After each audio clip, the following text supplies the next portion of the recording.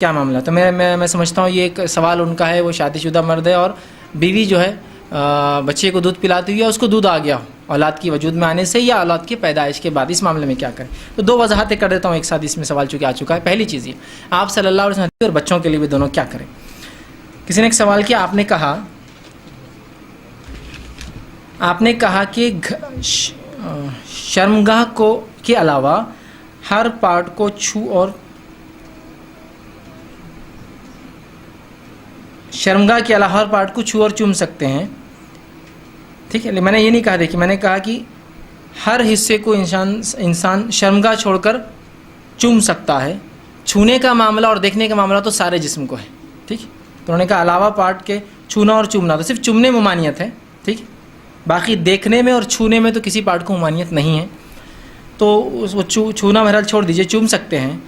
تو اگر دودھ منہ میں آ جائے تو اس کا جیسے فرمایا، میں یہ چاہتا تھا کہ اپنی امت کو روک دوں کہ جب بچہ دودھ پیتا ہے تو اس حالت میں اپنی بیوی سے ہم بستری کرے۔ اس کا معنی ہرگز یہ نہیں ہے کہ جب بچہ دودھ پیتا ہے مطلب ایگزیکٹلی ماں جب دودھ پلا رہی جب ہم بستری نہیں کریں، اس کا معنی یہ 2 ایئرس آف ڈیوریشن پیدائش کے بعد جو ہوتا ہے، میرا دل چاہتا تھا کہ روک دوں، لیکن پھر میں نے دیکھا فارس کے لوگ اور رومی لوگ عورتیں اپنے بچوں کو دودھ پلاتی ہیں اور ان کے شوہر ان کے ساتھ رہتے بھی ہیں اور ان کو اس سے کوئی فزیکل نقصان نہیں ہوتا، تو میں اس لیے تم لوگوں کو اجازت دیتا ہوں۔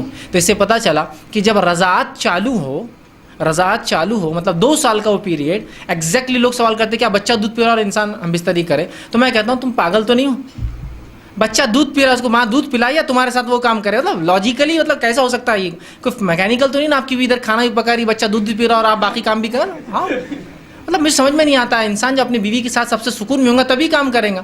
تو وہ جو حدیث میں الفاظ ہے وہ ایگزیکٹلی پلانے کا نہیں، اب لیکن اس دوران ہم بستری کرے تو بھائی کا سوال تھا، اور انسان چھو سکتا ہے چوم سکتا ہے، تو اگر اپنے بیوی سے جو ہے وہ ہم بستری کا ارادہ رکھے یا چھوئے اور چومے، اور بیوی جو ہے دودھ پلاتی ہو بچے کو یا حاملہ ہو تب بھی دودھ آ سکتا ہے اس کو، تو اس معاملے میں پھر کیا؟ تو یاد رکھیے اس معاملے میں آپ کو احتیاط کرنا پڑے گا، چونکہ آدمی کے لیے، مرد کے لیے عورت کا دودھ پینا شریعتاً حرام ہے۔ یاد رکھیے مرد کے لیے اپنے بیوی کا دودھ پینا شریعتاً حرام ہے۔ کیا وہ اس کی ماں بن جاتی؟ نہیں، اس لیے کہ رضاعت کے لیے 2 سال کی عمر لگتی ہے، 2 سال کے بعد دودھ پینے سے رضاعت قائم نہیں ہوتی ہے، لیکن یہ سخت گناہ ہیں، واللہ عالم اس کی کیا سائنٹیفک جس کو ہم کہیں گے لاسز ہو سکتے ہیں ہم نہیں جانتے، لیکن شریعت نے کہا نہ، تو میں سمجھتا ہوں بس مان لیجئے، نقصان ہو یا نہ ہو وہ ایک الگ بات ہے، ہم شریعت کو عقل کے پیمانے پہ ناپ کر عمل نہیں کرتے، ہم رسول کی زبانی نکل چکا، بس اس بات کو سمجھ میں آئے یا نہ آئے ہم عمل کر گزرتے ہیں۔